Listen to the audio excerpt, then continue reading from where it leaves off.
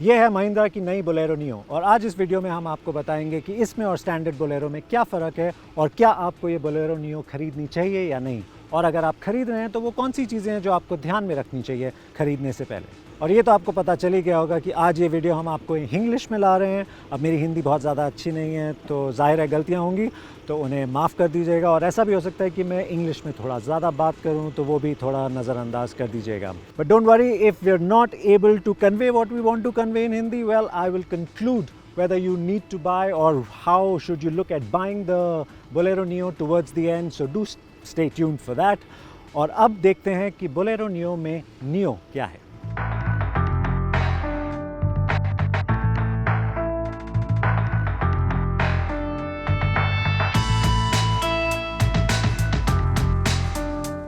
अब अगर आपको बोलेरो नियो थोड़ी जानी पहचानी सी लग रही है, फेमिलियर लग रही है, वो इसलिए है क्योंकि बोलेरो नियो के नाम के पीछे ये एक TUV 300 ही है।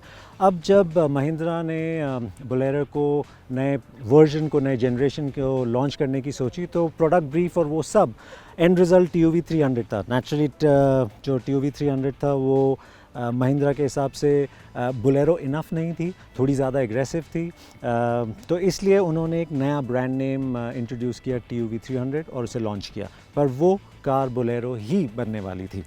लेकिन TUV 300 अब ज़्यादा अच्छे से, मतलब उसकी सेल्स बहुत ज़्यादा अच्छी नहीं है, तो अब महिंद्रा ने सोचा कि क्यों ना उसको वापस उस अवतार में लेके आएँ जिसमें उन्होंने इनिशियली सोचा था कि क्या होना चाहिए। तो ये जो चेंजेस किए गए वो मैं आपको धीरे धीरे बताता हूँ, जिससे उन्होंने TUV को बोलेरो में कन्वर्ट करने की काफ़ी सक्सेसफुल कोशिश की है मेरे हिसाब से।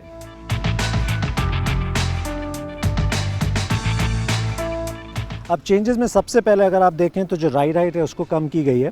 तो 20 mm लोअर है ये car compare to the TUV 300, और जो ये फ्रंट फेंडर है इसको भी पतला किया हुआ है और उस हिसाब से मतलब वो थोड़ी जो विजिबिलिटी है उसको इम्प्रूव करती है। आपका जो विजुअल अपील है वो उसको थोड़ा सॉफ्टर बनाता है compare to the more macho, more aggressive TUV 300। और जो ये क्लैम्पशेल बोनेट है जो बोलेरो का सिग्नेचर मार्क है उसको भी पतला किया हुआ है। सो ओवरऑल ये चेंजेस जो हैं वो थोड़ा बोलेरो नियो को एक सॉफ्टर, एक मोर अप्रोचेबल ऑरा देती हैं। और जो चेंजेस हैं बोलेरो आप जानते हैं स्क्वायर व्हील आर्चेस के साथ उसका एक और सिग्नेचर एलिमेंट है। जो TUV 300 था उसमें वो राउंड था, तो एक स्क्वायरिश क्लैडिंग ऐड की है।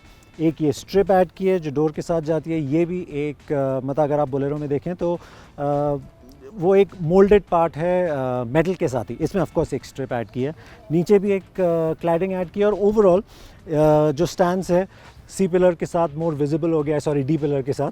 तो आप देख सकते हैं कि थोड़ा बहुत बोलेरो नेस्ट जो महिंद्रा कहना चाहती है वो इसमें दिखती है। And overall I think I like this design more than the TUV 300।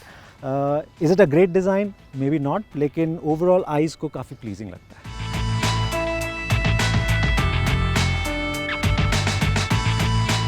कुछ चेंजेस महिंद्रा ने बोलेरो नियो के फ्रंट पे भी किए हैं। ये ग्रिल नया है, बम्पर नया है, बम्पर अब थोड़ा ज़्यादा एग्रेसिव है। और महिंद्रा कहता है कि एक X फॉर्म करता है ये, उन्होंने बताया तब हमें समझ में आया, अपने आप तो नहीं आया था, क्योंकि वो कहते हैं कि आपके स्टैंडर्ड बोलेरो में भी वो है, तो वो थोड़ा एक स्टाइलिंग मैच करना चाहते थे। और ओवरऑल अगर आप देखेंगे तो ये वेल राउंडेड है। आपका नॉर्मल बोलेरो स्क्वायरिश है, तो एक एवोल्यूशन कह सकते हैं डिज़ाइन का। हमने काफ़ी SUVs को ऐसे इवॉल्व होते देखा है। तो बस ये राउंड अप करते हैं जो चेंजेस हैं आपके TUV से बोलेरो नियो बनने में इस कार के।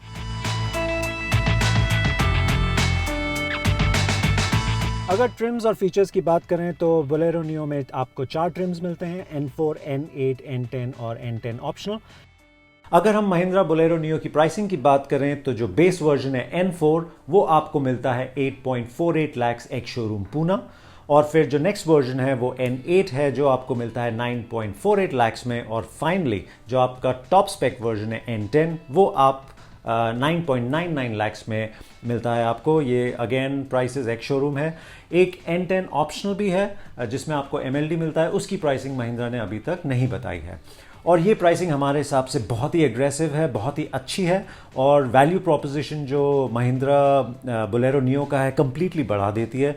अगर आप देखें कि ये TUV 300 पे बेस्ड है, लेकिन ये जो प्राइसेस हैं बोलेरो नियो की वो TUV 300 से कम है स्पेक फॉर स्पेक। तो क्लियरली महिंद्रा बताना चाहती है और अपने इंटेंट दिखा दिया है उन्होंने कि वो बोलेरो नियो को सक्सेसफुल बनाना चाहती है।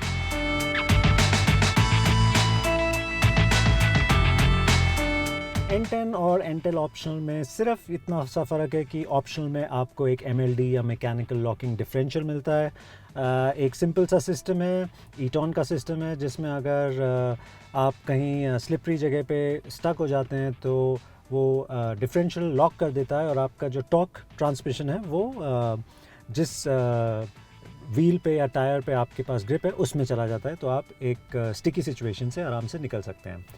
हमारे पास जो है वो है N10 और इसमें आपको मिलता है अलॉय व्हील्स, आपको मिलते हैं एक कवर पीछे स्पेयर व्हील के लिए, फॉलो मी हेडलैम्प्स हैं, DRLs हैं जिनको आप ऑफ भी कर सकते हैं थ्रू द मल्टीमीडिया सिस्टम। आपके पास स्टैटिक बेंडिंग लाइट्स हैं, एसेंशली ये फॉग लैम्प्स होते हैं जो अपने आप ऑन हो जाते हैं उस डायरेक्शन में जिसमें आप स्टीयरिंग टर्न करते हैं, तो आपके अंधेरे में अगर आप किसी टाइट जगह पे टर्न कर रहे हैं तो आपको विजिबिलिटी आपकी ज़्यादा अच्छी हो जाती है। आपके पास फ्रंट आर्मरेस्ट हैं, पीछे भी एक आर्मरेस्ट है जो दो लोगों के लेफ़्ट और राइट लोग यूज़ कर सकते हैं, सेंट्रल आर्मरेस्ट है। आइसोफिक्स आपका ऑप्शनल है for fixing the child seat. Electrically adjustable आपके बाहर के मिरर्स हैं, मैजिक लैम्प है आपके पास, फ्रंट फॉग लैम्प्स है जैसे हमने बोला जो कॉर्नरिंग लैम्प्स का भी फंक्शन करते हैं और काम करते हैं, और आपके पास एक 7 इंच का टच स्क्रीन सिस्टम है जिसमें आपके पास ब्लूटूथ कनेक्टिविटी है, USB कनेक्टिविटी है, और आप सिस्टम के थ्रू भी उसमें काफ़ी चीज़ें कर सकते हैं, और आपको क्रूज़ कंट्रोल भी मिलता है इस N10 वर्जन में।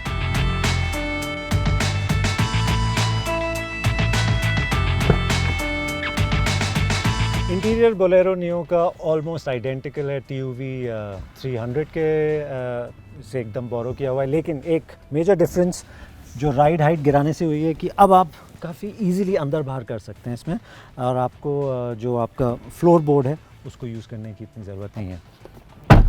सीटिंग वाइज अगर बात करें तो सीट्स बहुत ज़्यादा कंफर्टेबल नहीं है, लेकिन आप इसमें टाइम स्पेंड कर सकते हैं। थोड़े और कुशी हो सकती थी, थोड़ी और सॉफ्ट हो सकती थी, थोड़ी और सपोर्टिव हो सकती थी, वो नहीं है। और बैक रेस्ट जो है वो भी मतलब थोड़ा फ्लैटिश सा है, तो बहुत ज़्यादा आप कंफर्टेबल इसमें बैठ नहीं सकते। जैसे आप देख सकते हैं थाई सपोर्ट भी मतलब है नहीं बहुत ज़्यादा, उसके लिए आपको पाँव सीट के नीचे घुसाने पड़ते हैं, पर उसमें भी ज़्यादा जगह नहीं है।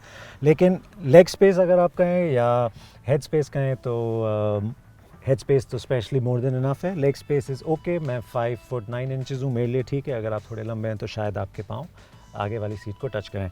लेकिन अगर आपको 3 लोगों को साइड बाय साइड बैठाना है तो बोलेरो नियो से ज़्यादा अच्छा ऑप्शन नहीं है। जब हमने TUV 300 को रिव्यू किया था तब भी हमने यही बोला था कि रियर सीट कंफर्ट से ज़्यादा रियर सीट स्पेस 3 लोगों के लिए ये बहुत ही ज़्यादा अच्छा ऑप्शन है। तो अगर आप अपने जो front wheel drive monocoque SUVs हैं, कॉम्पैक्ट SUVs हैं, उनको लेंगे, वो एसेंशली 4 सीटर्स हैं।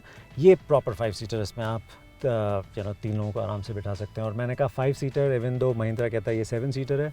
पीछे की 2 सीट्स मैं बिल्कुल भी इंक्लूड नहीं करूँगा, उसमें ना आपके सीट बेल्ट आता है, ना आपके हेड रेस्ट हैं, और बहुत ही ज़्यादा क्रैम्प्ड है, तो वो आप लगेज के लिए यूज़ करें तो बेस्ट रहेगा। अगर मैं बात करूँ जो चीज़ें मिसिंग हैं, तो रियर AC वेंट्स नहीं है। गर्मी में के टाइम में इतना बड़ा कैबिन है, ऑफ कोर्स इफ़ेक्टिव है AC, लेकिन शायद इतनी अच्छी कूलिंग ना कर पाए। स्मार्ट स्टोरेज ऑप्शंस नहीं है आपके पास, कप होल्डर्स नहीं है, सिर्फ बॉटल होल्डर है, जो भी बहुत मुश्किल है वहाँ पहुँचना, क्योंकि वो दरवाज़ा एकदम सीट को चिपक के है। तो वो एर्गोनॉमिकली थोड़ा सा मतलब इम्प्रूवमेंट की अभी भी ज़रूरत है। और बाकी जो इसके कंपटीशन जो आपके मोनोकॉक और फ्रंट व्हील ड्राइव कंपटीशन है, वो इससे ज़्यादा अच्छे हैं, ज़्यादा प्रैक्टिकल हैं। पर स्पेस वाइज अगर आपको 3 लोगों को पीछे बिठाना है तो nothing better than the Bolero Neo in this class.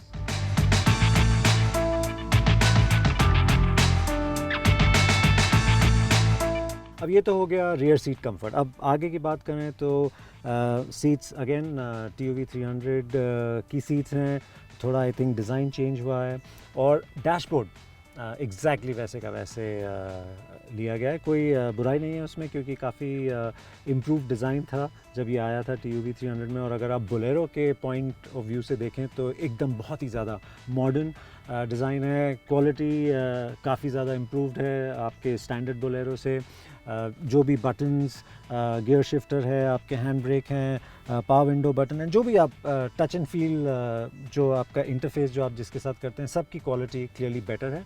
और एर्गोनॉमिकली साउंड है। मतलब एर्गोनॉमिकली साउंड मतलब आप किसी भी चीज़ के लिए आपको मेहनत नहीं कहीं करनी पड़ती पहुंचने के लिए। सब एकदम आपको एकदम नेचुरल फील होता है। और सिर्फ एक जो मेजर चेंज है इसमें कि वो जो आपका सेंटर ड्राइवर इंफॉर्मेशन सिस्टम है top of the line N10 version में, वो TUV 300 से थोड़ा अलग है। अदरवाइज बाकी एसेंशली सेम है।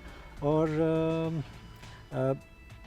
ग्रेट नहीं है in terms of overall quality, in terms of overall fit and finish, लेकिन एक्सेप्टेबल है बिल्कुल। पर मोर इम्पॉर्टेंटली बोलेरो से, जो स्टैंडर्ड बोलेरो, उससे बहुत ज़्यादा इम्प्रूवमेंट है डिज़ाइन, क्वालिटी, हर चीज़ में। और अब हम आपको बताएंगे कि ये चलने में कैसी है।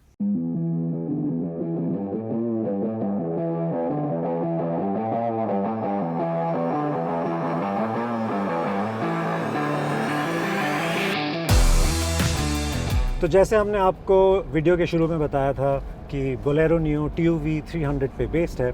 और काफ़ी चीज़ें बोलेरो में, न्यू में आपको TUV से मिलते हैं। तो आप इंजन ले लीजिए, गियर बॉक्स ले लीजिए, सस्पेंशन ले लीजिए, शैसी ले लीजिए।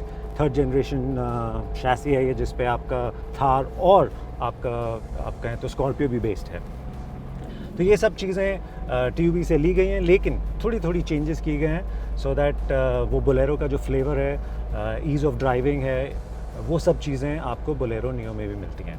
तो शुरू करते हैं इंजन से। 1.5 लीटर का इंजन है, 3 सिलेंडर है, 100 bhp की ताकत बनाता है। और ज़्यादा इम्पॉर्टेंट या महत्वपूर्ण ये है कि 260 न्यूटन मीटर्स का टॉर्क है और काफ़ी लो डाउन आता है टॉर्क। तो आप चाहे, जैसे अभी हम 5th में हैं, 1500 RPM पे हैं, और आप बस एक्सेलरेट कीजिए, आराम से पुल करती है। तो एक तरह से बहुत ईज़ी कर देती है आपको ये कार चलाने में। तो अगर आप कहें पहाड़ी चढ़ रहे हैं या फुल्ली लोडेड गाड़ी है आपकी, तो आपको मेहनत नहीं करनी पड़ती है, आप स्ट्रगल नहीं करते, ये काफ़ी आराम से ले लेती है। और गियर बॉक्स की बात करें तो 5 स्पीड गियर बॉक्स है ये। क्लच इसका बहुत ही लाइट है, प्रोग्रेशन भी अच्छा है। तो आप जैसे आप दबाते हैं और छोड़ते हैं तो ज़्यादा मेहनत नहीं लगती है। और गियर शिफ्ट भी इसके मतलब ऐसे बहुत ज़्यादा क्रिस्प नहीं कहेंगे, बहुत स्पोर्टी नहीं कहेंगे।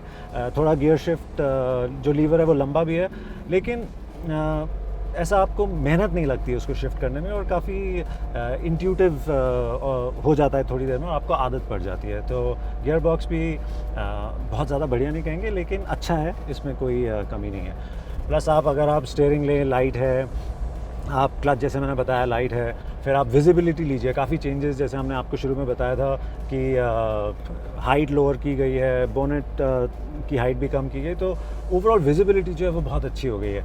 ए पिलर तो पहले से ही पतला था, और जैसे हमने TUV 300 के वीडियो में तब भी कहा था कि एक बहुत ही ज़्यादा स्ट्रॉन्ग पॉजिटिव TUV का विजिबिलिटी है, तो वो इसमें और भी ज़्यादा बेहतर हो गया है। तो काफ़ी आसान है TUV चलाना, चाहे आप आराम से हाईवे पे चला रहे हो या सिटी में चला रहे हो। तो वो कम्बरसम वाली फीलिंग जो आप सोचेंगे कि ये बॉडी ऑन लैडर फ्रेम है तो थोड़ी मेहनत लगेगी,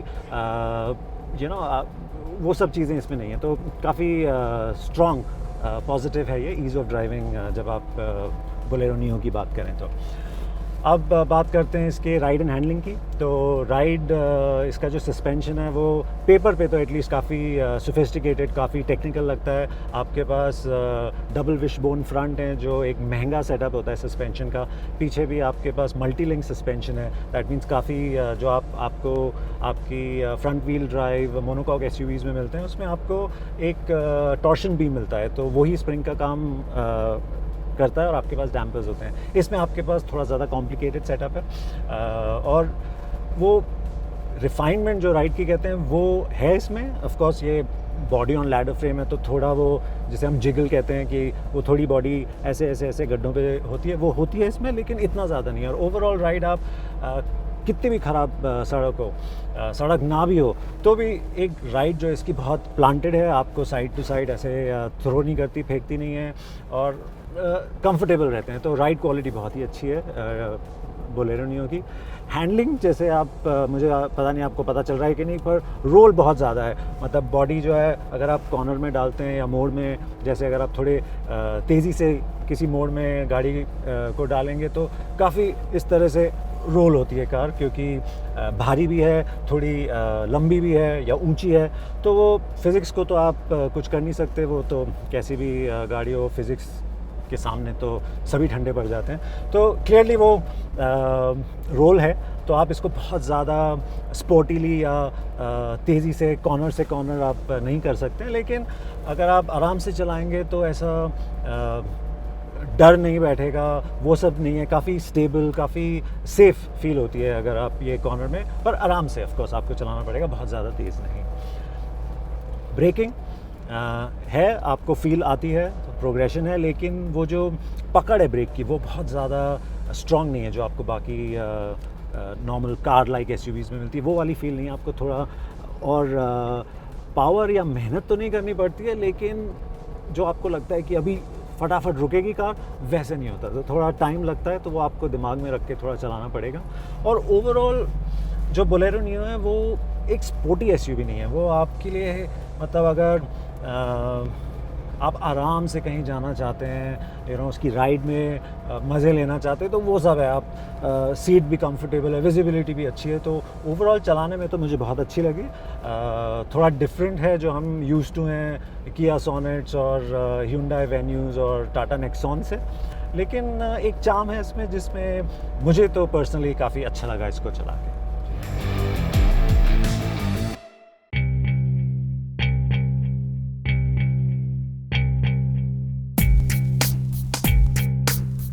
इस वीडियो के शुरू में हमने आपसे कहा था कि हम आपको 3 चीज़ें बताएंगे। पहले इसमें और स्टैंडर्ड बोलेरो में क्या फ़र्क है, जो हमने इस वीडियो के दौरान आपको टाइम पे बताया। दूसरा, क्या आपको ये बोलेरो नियो स्टैंडर्ड बोलेरो के ऊपर ख़रीदनी चाहिए या नहीं, और उसका एक बहुत ही क्लियर आंसर है कि जी हाँ, बोलेरो नियो स्टैंडर्ड बोलेरो से हर मामले में बेटर है।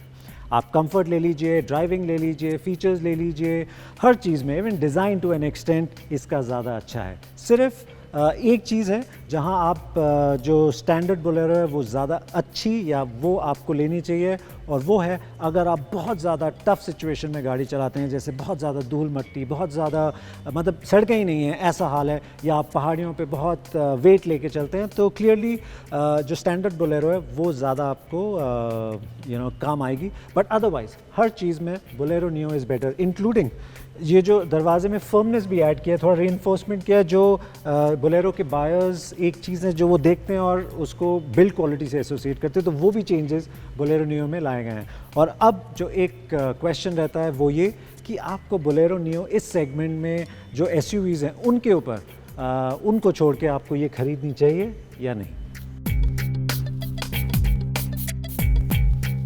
अगर आप एक कॉम्पैक्ट एसयूवी चाहते हैं कि वो आपको घर से ऑफिस, ऑफिस से घर ले जाए, और सिर्फ आप सिटी में चलाएंगे, वीकेंड्स पे आप अपनी फैमिली को मॉल ले जाएंगे या डिनर पे ले जाएंगे, और कभी कभार वीकेंड पे आउट स्टेशन भी जाएंगे, लेकिन वेल पेव्ड रोड्स पे अच्छी हुई बनी हुई सड़कों पे चलाएंगे, तो बोलेरो नियो आपके लिए नहीं है।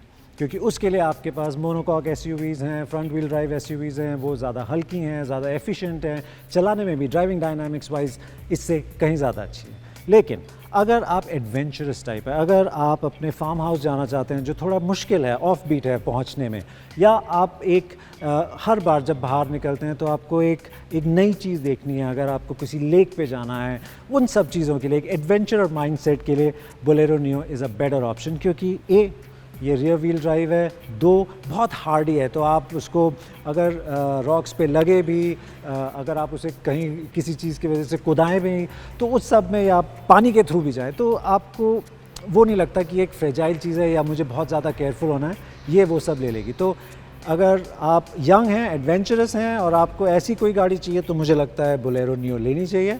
But just for a city car, a compact SUV, उसके लिए आपके पास बेटर ऑप्शंस अवेलेबल हैं। Now, I don't know if I've been able to convey whatever I have about the Bolero Neo clearly in Hindi, so I thought I'll just close it up with one short conclusion in English. So, should you buy the Bolero Neo? Yes, you should. If you're the adventurous kind, if you want to go and explore somewhere, something new, you want something that's hardy, you want something that you can load up people with and just take off without worrying what the roads might be, what the weather might be, the Bolero Neo is for you. But if you are only going to be driving in the city, if you want something that will take you to office and back just for your commute, maybe outings in the evening with family, a weekend getaway on nicely well-paved roads, well, I think you might be better off with one of those monocoque front-wheel drive SUVs because they'll be more, not so much comfortable, but they'll be more efficient, they'll be better in terms of driving dynamics, they'll be less tiring in a way to drive.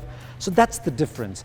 So is the Bolero Neo a good purchase? Yes, it is. And I think it's a decent improvement over the TUV 300. But the reasons to buy are, as we just mentioned. So you got to be clear about what you want to buy. And thank you for watching.